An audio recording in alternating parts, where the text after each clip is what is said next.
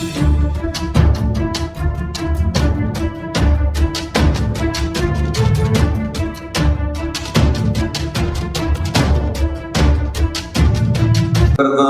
എത്രയും സ്നേഹിക്കപ്പെട്ടവരെ, പ്രിയപ്പെട്ടവരെ,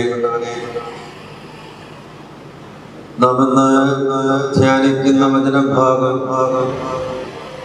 വിശുദ്ധ ലൂക്കാ എഴുതിയ സുവിശേഷത്തിലെ 14-ാം അധ്യായത്തിലെ 7 മുതൽ 14 വരെയുള്ള വാക്യങ്ങളാണ്.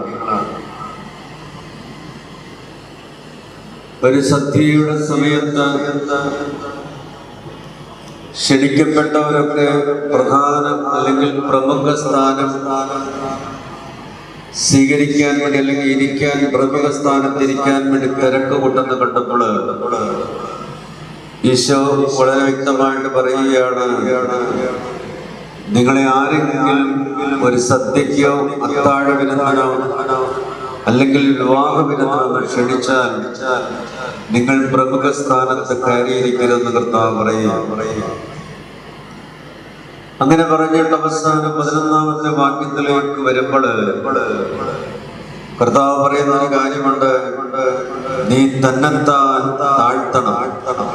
തന്നെത്താൻ താഴുന്നവൻ ഉയർത്തപ്പെടും. എളിമയുള്ളിടത്ത് മാത്രമേ ദൈവാനുഗ്രഹം ഇറങ്ങി വരികയുള്ളൂ.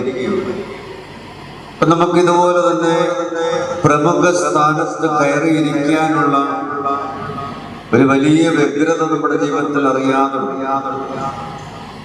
എല്ലാവരെയും കാട്ടി ഒന്നാമനാകാനും ഒന്നാമത്തെ ആളാകാനുള്ള പരിശ്രമം, ആഗ്രഹം നമ്മുടെ മനസ്സിലെപ്പോഴുണ്ട്. എവിടെയും നമുക്കിത് കാണാനായിട്ട് സാധിക്കും. ഇത് ലോകത്തിന്റെ ഒരു പ്രവണതയാണ്, ജഡീക ലൗകിക മനുഷ്യന്റെ പ്രവണതയാണ്. ഞാൻ അല്ലെങ്കിൽ എനിക്കറിയാതെ തന്നെ പ്രാധാന്യം ഉണ്ടാകണമെന്നുള്ള ഒരാഗ്രഹം എപ്പോഴും ഉണ്ടായിരിക്കും. അതുകൊണ്ട് അവസരങ്ങളോ സാഹചര്യങ്ങളോ വരുമ്പോഴും നമ്മളെപ്പോഴും ഒന്നാമതാകാനും പ്രാധാന്യമുള്ള വ്യക്തിയായിട്ട് തീരാൻ വേണ്ടി നമ്മൾ ആഗ്രഹിച്ച് പരിശ്രമിക്കുകയും ചെയ്യും. ഇനി അവസരങ്ങളില്ലെങ്കിൽ നമ്മൾ ഒതുങ്ങിക്കൂടി കഴിയുന്ന ഒരവസ്ഥയെ നമുക്ക് കാണാനായിട്ട് കഴിയും. ഒതുങ്ങിക്കൂടുന്നത് എന്തുകൊണ്ടെന്ന് ചോദിച്ചാൽ സാഹചര്യമില്ലാത്തത് കൊണ്ടാണ്, ആഗ്രഹമില്ലാത്തത് കൊണ്ടല്ല.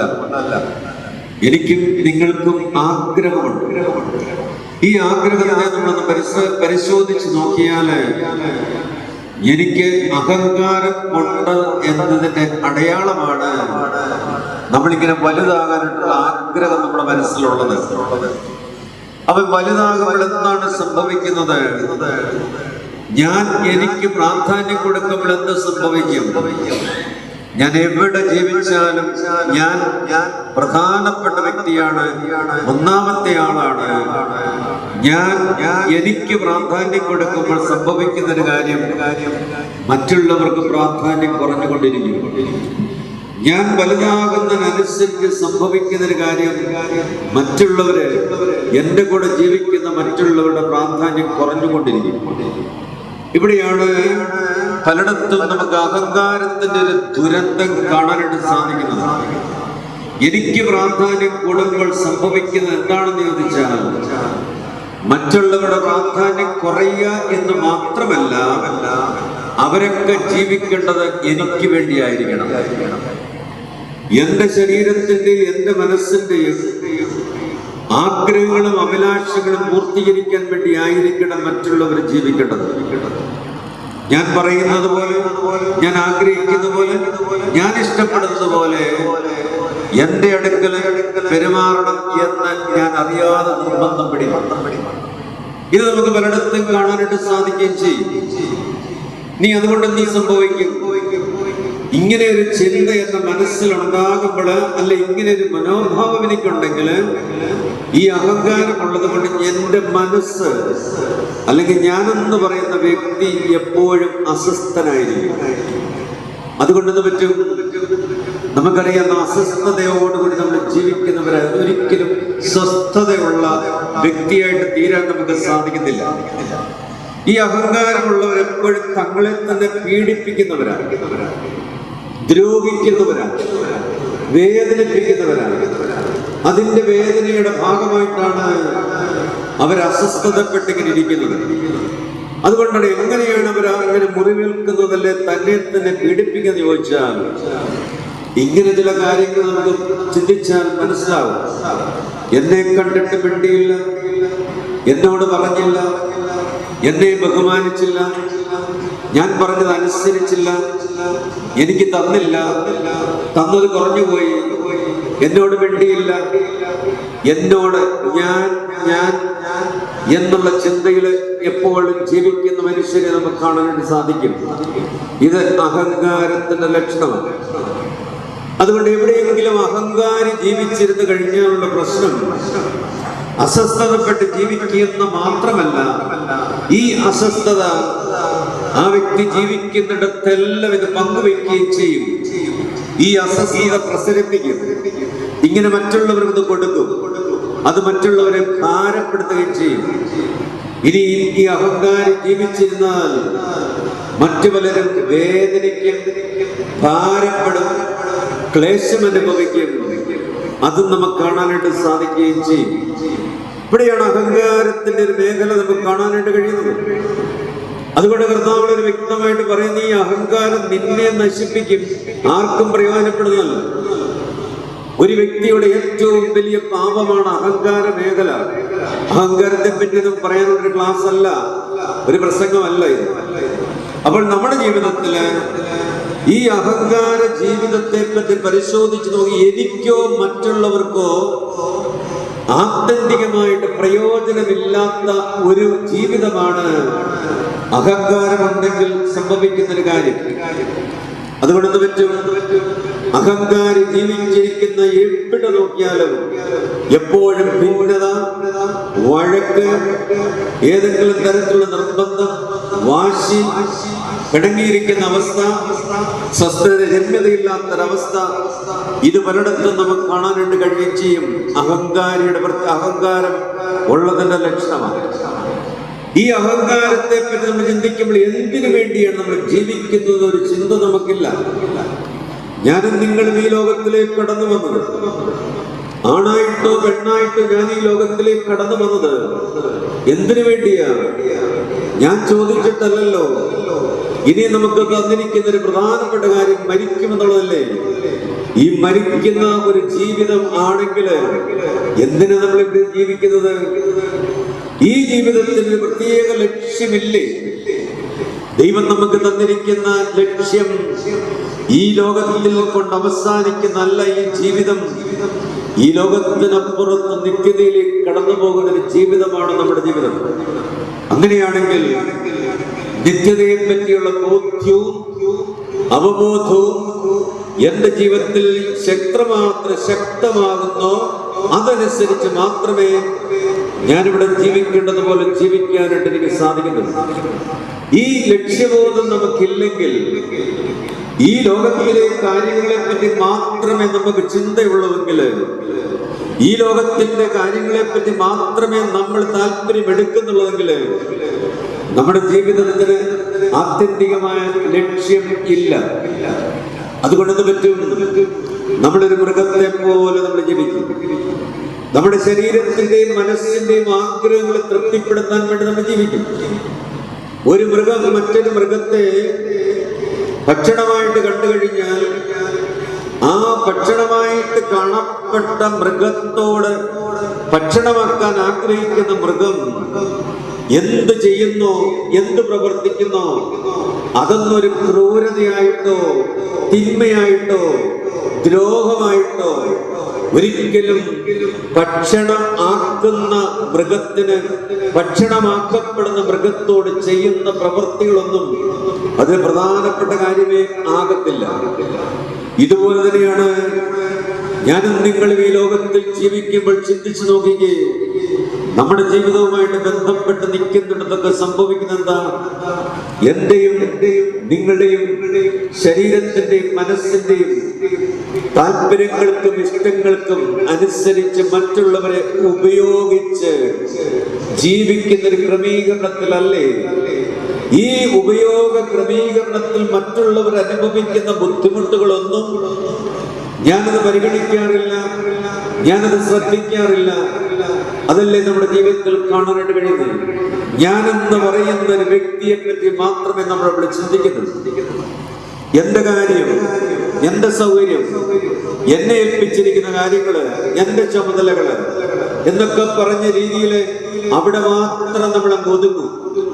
അങ്ങനെ ഒതുങ്ങി ജീവിക്കുന്ന ഒരു ജീവിതം കൊണ്ട് നമുക്കറിയാം, മറ്റുള്ളവർക്കൊരു പ്രയോജനമില്ലാത്തത് മാത്രമല്ല, ക്രമീകരണത്തിൽ മറ്റുള്ളവർക്ക് വേദനയും ബുദ്ധിമുട്ടും ഉളവാക്കുന്ന ഒരു ജീവിതമായിട്ട് തീരും. കാരണം മറ്റുള്ളവരെ പരിഗണിക്കാത്തൊരു ജീവിതം മറ്റുള്ളവർക്ക് എപ്പോഴും ഭാരമാകും, ക്ലേശമാകും, നന്മയ്ക്ക് പകരം തിന്മയായിട്ട് തീരും, പ്രയോജനത്തിന് പകരം ദ്രോഹമായിട്ട് തീരുകയും ചെയ്യും. അതുകൊണ്ട് തന്നെയാണ് എവിടെ അഹങ്കാരമുണ്ടോ, എവിടെ ദൈവസന്നിധിയില് ജീവിത ലക്ഷ്യത്തെ പറ്റി ബോധ്യമില്ലാതിരിക്കുന്നു, അവിടെയെല്ലാം നമുക്കറിയാം ആ ജീവിതം അനുഗ്രഹമല്ലാത്തൊരു ജീവിതമാണ് എന്നുള്ള സത്യം നമ്മൾ തിരിച്ചറിയുക. അതുകൊണ്ട് കർത്താവിന്റെ സന്നിധിയിൽ നമ്മൾ കടന്നു വരുമ്പോൾ കർത്താവ് പറയാണ്, നീ തന്നെത്താനെ താഴാൻ പഠിക്കണം. 11ാമത്തെ വാക്യം വരെ, തന്നെത്താൻ താഴുന്നവൻ ഉയർത്തപ്പെടും. അവിടെയാണ് എന്തുകൊണ്ട് എനിക്ക് താഴണം, എങ്ങനെ എനിക്ക് താഴാനായിട്ട് പറ്റും. ഈ ലോകത്തിനപ്പുറത്തൊരു ജീവിത ലക്ഷ്യം വെച്ചുകൊണ്ട് ജീവിക്കുന്ന, നിത്യതയെ പറ്റി ചിന്തിക്കുന്ന, ദൈവം തമ്പുരാനെ ഓർത്ത് ദൈവം നമുക്ക് ഒരുക്കിയിരിക്കുന്ന നിത്യതയെ പറ്റി ചിന്തിക്കുന്ന, ലോകം മുഴുവൻ നേടിയാലും ആത്മാവ് നഷ്ടമായാൽ പ്രയോജനമില്ലെന്ന് പറഞ്ഞ വചനത്തിന്റെ വെളിച്ചത്തില് ആത്മാവിന്റെ രക്ഷയ്ക്ക് വേണ്ടി ജീവിക്കുന്ന ജീവിതത്തിന് മാത്രമേ ഈ ഭൂമിയില് വചനമനുസരിച്ച് എളിമപ്പെടാനായിട്ട് സാധിക്കുന്നുള്ളൂ. അവിടെ എളിമപ്പെടുക എന്ന് പറയുന്നത് നിസ്സാരമായ കാര്യമല്ല. എന്നോട് തന്നെ ഒരുപാട് മൽപ്പിടുത്തം നടന്നു.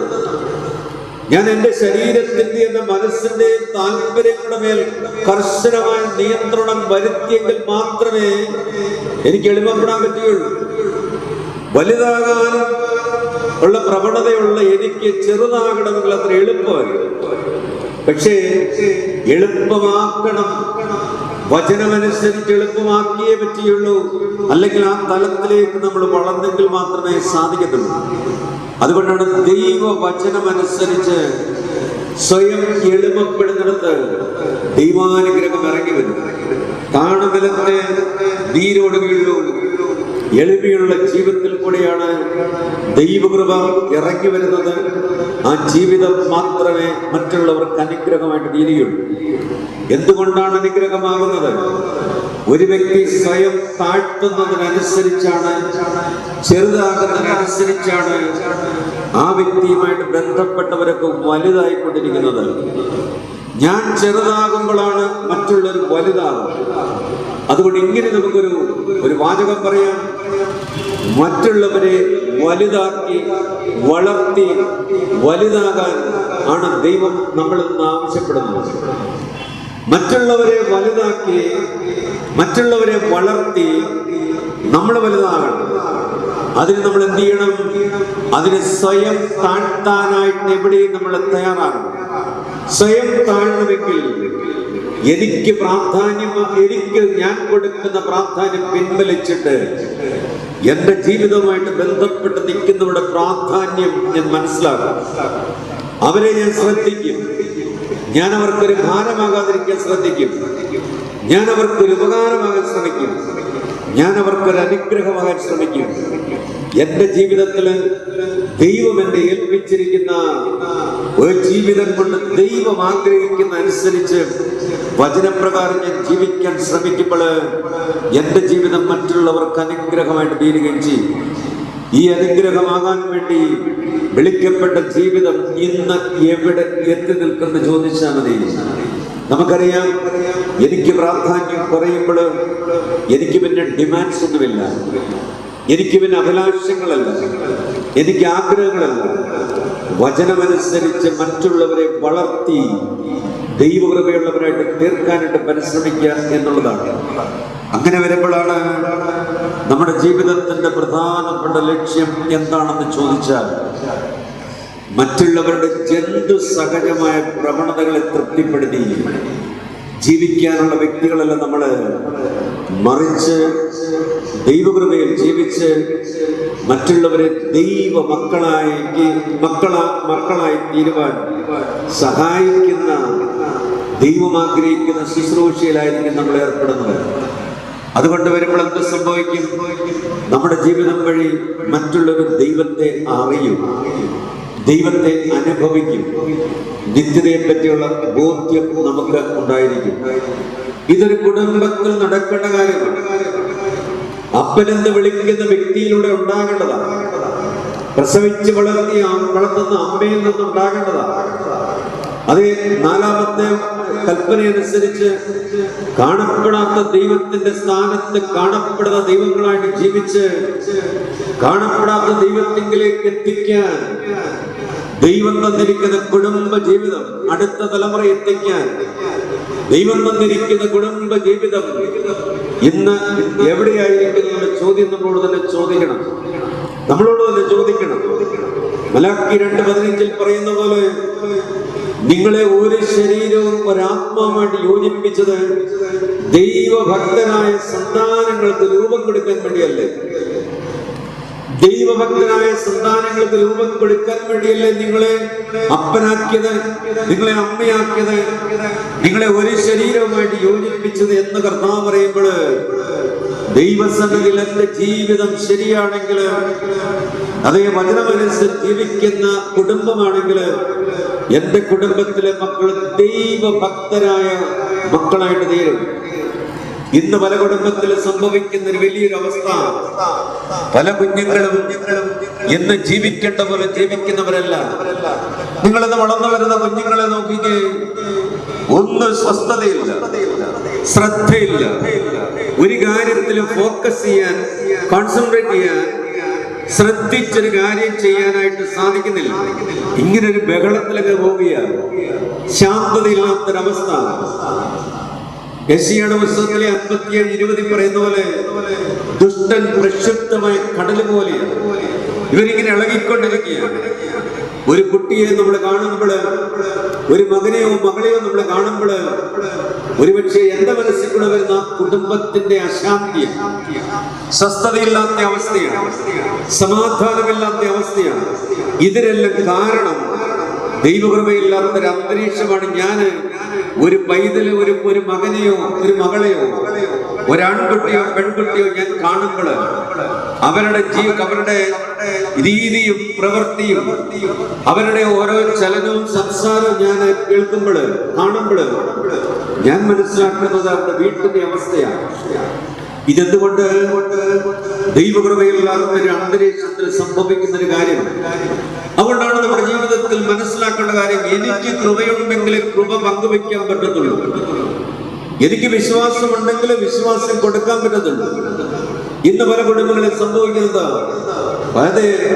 ജന്തുസഹജമായ പ്രവണതയെ തൃപ്തിപ്പെടുത്താൻ വേണ്ടി ഭക്ഷണം കൊടുക്കുന്നു, മാനസിക വികാസത്തിനൊരു വിദ്യാഭ്യാസം കൊടുക്കുന്നു.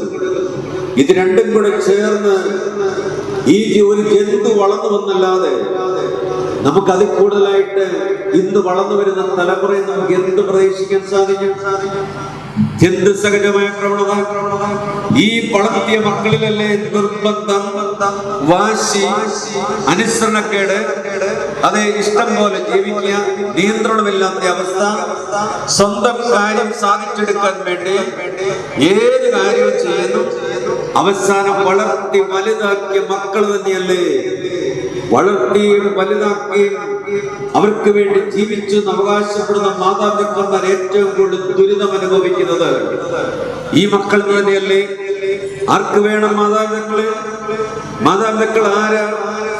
4-ാം കൽപ്പന വഴി ഉറപ്പിച്ചു വെച്ചിരിക്കുന്ന മാതൃത്വത്തെയും പിതൃത്വത്തെയും നിസ്സാരമായിട്ട് കരുതി വളർന്നു വരുന്ന ഒരു തലമുറയെ നമ്മൾ കണ്ടുകൊണ്ടിരിക്കുമ്പോൾ അത് വെറുതെ സംഭവിക്കുന്നതല്ല.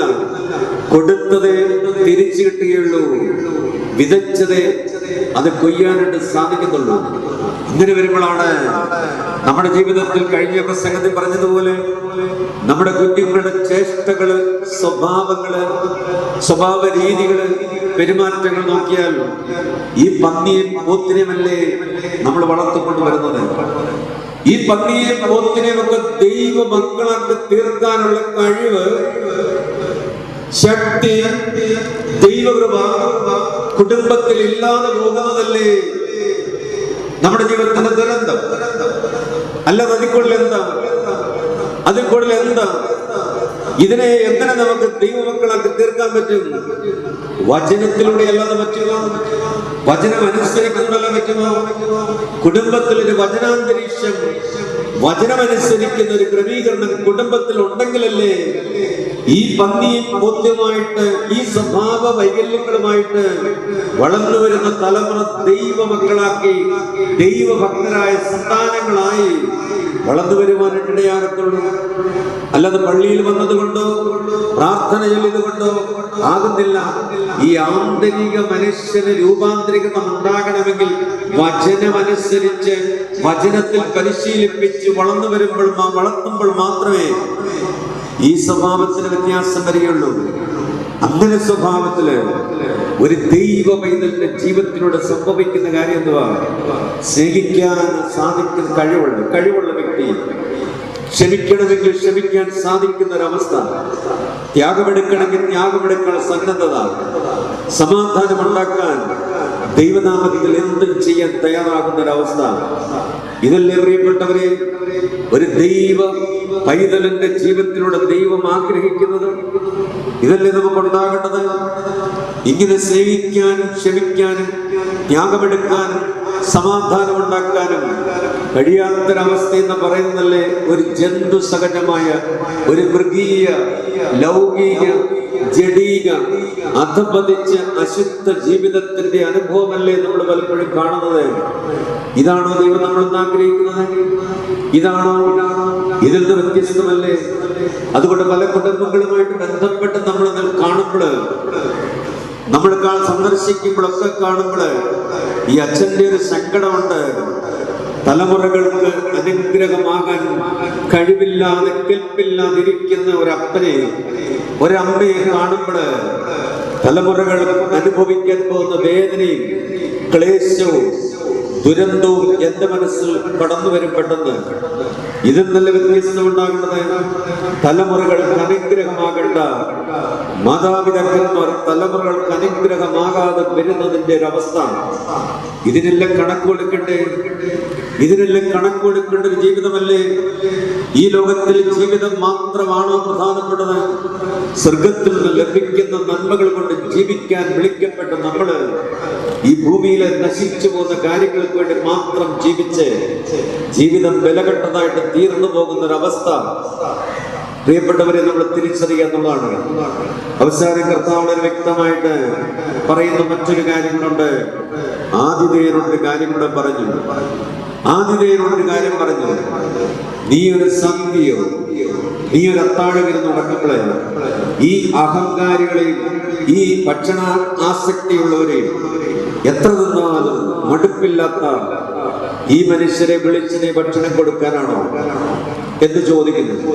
നമ്മൾ ഇത്രയും നാളും നടത്തിയ സൽക്കാരങ്ങളും വിരുന്നുകളും ഒരു പരിധി വരെ പറയുകയാണെങ്കിൽ നമുക്കറിയാം, ഇങ്ങനെയുള്ള മനുഷ്യരെ വിളിച്ചിട്ടാണ് നമ്മുടെ ദുരഭിമാനം, അവരുടെ ദുരഭിമാനം, എനിക്കോ നിങ്ങൾക്കോ ദൈവാനുഗ്രഹമുള്ള ഒരു കാര്യമില്ലായിരുന്നു നമ്മളറിയാതെ ഇത്രയും നാളും ചെയ്തത്.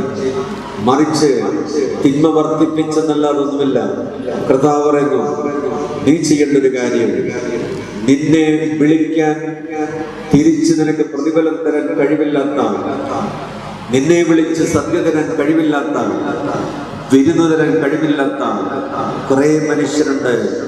അവരെ ദൈവനാമത്തിൽ വിളിച്ച് നീ അവർക്ക് കൊടുത്താൽ അവരെ വഴിയായിട്ട് നീ അനുഗ്രഹം പ്രാപിക്കും. നീതിമാന്മാരുടെ പുനരുത്ഥാനത്തിൽ നിനക്ക് പ്രതിഫലം ലഭിക്കും എന്ന് കർത്താവ് പറയും. നമ്മുടെ ഇവിടുത്തെ ജീവിതം ഭൂമിയിലെ പ്രതിഫലത്തിന് വേണ്ടി ആണ്. എവിടെ നോക്കിയാലും കുടുംബത്തിലെ പ്രശ്നം എന്താ? ഇടവകയിലെ പ്രശ്നം എന്താ? സഹോദരങ്ങൾ തമ്മിലുള്ള പ്രശ്നം എന്താ? എല്ലായിടത്തും കൂലി പ്രശ്നമാണ്. മനസ്സിന്റെയും ശരീരത്തിന്റെയും മേഖലയിലുള്ള കൂലി പ്രശ്നം. ഞാൻ ഒത്തിരി കഷ്ടപ്പെട്ടു, ഞാൻ ഒത്തിരി ബുദ്ധിമുട്ടു, ഞാൻ കൊടുത്തു, ഞാൻ ചെയ്തതുപോലെ, ഞാൻ ആവശ്യപ്പെട്ടതുപോലെ, ഞാൻ ചെയ്ത പോലെ എനിക്ക് ചെയ്തില്ല, അത് എന്നെ സഹായിച്ചില്ല, എന്നെ സ്നേഹിച്ചില്ല, പരിഗണിച്ചില്ല. നീ എന്തിനു വേണ്ടിയാ ജീവിച്ചത്? ഈ ഭൂമിയിലെ നക്കാപ്പിച്ചയ്ക്ക് വേണ്ടിയാണോ ജീവിച്ചത്? ഒരു കാര്യം നമ്മൾ തിരിച്ചറിയുക, ഭൂമിയിലെ കൂലി കിട്ടിയാൽ, പ്രതിഫലം കിട്ടിയാൽ നിനക്ക് സ്വർഗത്തിൽ ഒരു പ്രതിഫലമില്ല. നിനക്ക് ഭൂമിയിൽ പ്രതിഫലം കിട്ടിയാൽ സ്വർഗത്തിൽ പ്രതിഫലമില്ല. അതുകൊണ്ട് ഒരു വിശ്വാസ ജീവിതം വളരുമ്പോൾ ഭൂമിയിലെ പ്രതിഫലത്തിൽ ശ്രദ്ധിക്കാതെ സ്വർഗത്തിലെ പ്രതിഫലത്തിലായിരിക്കും നമ്മൾ ശ്രദ്ധിക്കുന്നത്. ഭൂമിയിലെ പ്രതിഫലത്തിൽ നമ്മൾ ശ്രദ്ധിക്കുന്നതിനേക്കാളുപരി സ്വർഗത്തിലെ പ്രതിഫലത്തിൽ നമ്മൾ ശ്രദ്ധിക്കും. ഒരു ജോലിക്ക് 2 കൂലി കിട്ടത്തില്ലെന്ന് എപ്പോഴും ഓർക്കണം. ഭൂമിയിൽ പ്രതിഫലം ലഭിച്ചാൽ സ്വർഗത്തിൽ പ്രതിഫലമില്ല എന്ന് കർത്താവ് വളരെ വ്യക്തമായിട്ട് പറയും. അതുകൊണ്ട് നീ ചെയ്യുന്നത്, വലത് കൈ ചെയ്യുന്നത് ഇടതു കൈ അറിയാൻ പാടില്ലാത്ത രീതിയിൽ നീ പ്രവർത്തിക്കണം. നിനക്ക് സ്വർഗത്തിൽ പ്രതിഫലമുണ്ട്. ഭൂമിയിൽ നിന്ന് പ്രതിഫലം മേടിക്കാൻ ജീവിച്ചാൽ, ഞാൻ ഈ ഇടവകയിൽ നിന്ന് പ്രതിഫലത്തിന് വേണ്ടി മാത്രം ഞാൻ ജീവിച്ചാൽ എനിക്കവിടെ പ്രതിഫലമില്ല. ഒരു ഭർത്താവ്, ഒരു ഭാര്യ, മാതാപിതാക്കളും മക്കളും ഒക്കെ സ്വർഗത്തിലെ പ്രതിഫലത്തിന് വേണ്ടിയാണ് ജീവിക്കുന്നെങ്കിൽ ഇവിടെ നമുക്കറിയാം പരാതിയില്ല, പരിഭവമില്ല, മറ്റുള്ളവർക്ക് പരസ്പരം അനുഗ്രഹമായിട്ട് തീരുന്നൊരു ജീവിതം നമുക്കുണ്ടായിരിക്കും എന്നുള്ള കാര്യം തിരിച്ചറിയുക. അതുകൊണ്ടാണ് പ്രിയപ്പെട്ടവരെ, എവിടെ ജീവിച്ചാലും സ്വർഗത്തിലെ പ്രതിഫലത്തിൽ നോക്കി ജീവിക്കാൻ നമ്മൾ ശ്രമിക്കുമ്പോൾ ബാക്കിയൊക്കെ ദൈവം ഇടപെട്ട് അത്ഭുതകരമായ ക്രമീകരണം നമ്മൾ നടത്തും. മറിച്ച് നമ്മൾ ഇവിടെ തന്നെ കൂലി മേടിക്കാൻ ജീവിക്കുമ്പോഴാണ് എന്നും പ്രശ്നമാണ്, എന്നും അസ്വസ്ഥതയാണ്. നമ്മൾ ആഗ്രഹിക്കുന്ന കൂലി നിന്ന് തീർക്കാൻ ഇവിടെ ആർക്കും വേണ്ടത്ര കഴിവില്ല, വേണ്ടത്ര വിശ്വാസമില്ല, വേണ്ടത്ര വിശുദ്ധിയില്ല, വേണ്ടത്ര ശക്തിയില്ല. അക്കാര്യം നമ്മൾ ഓർക്കുമ്പോഴാണ് ദൈവത്തിന് മാത്രമേ നമുക്ക് പ്രതിഫലം തരാനായിട്ട് സാധിക്കത്തുള്ളൂ.